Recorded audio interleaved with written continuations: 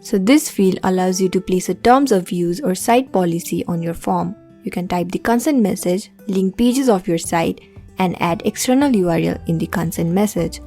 So in the field option, you can see various options, among which there are 3 major sections. First one we have is the consent message. The consent message is the input section where you can enter the message that the form visitors can read directly.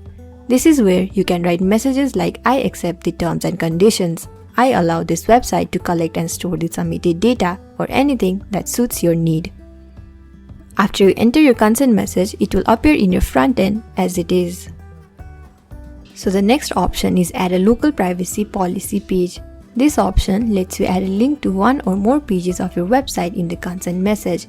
You can simply select a page from the drop-down and then click on Add Page. So for example, we'll be adding in a sample page. Now this will add a syntax in your consent message which creates a hyperlink. You'll also be able to see the changes instantly in the form builder about how it will look in the front end.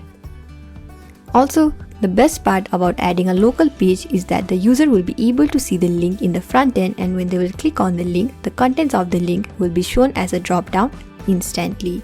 Thus, form visitors will not be redirected to a different page during the form submission process if the link is a local link. So similarly, this goes away when you click on the link again. Thus, this will be a very beneficial addition to your form.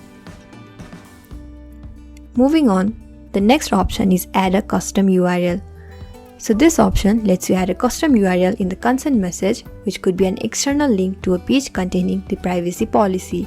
So you will need to type the label name for the URL and then enter the URL in the respective input boxes. So for example, we have added a label name as click to read terms and added an URL. After you have done that, you need to click on add custom URL in here. So in this case, if the user clicks on the link will open in a new tab so that the user can read the terms there and then agree or disagree with the form submission.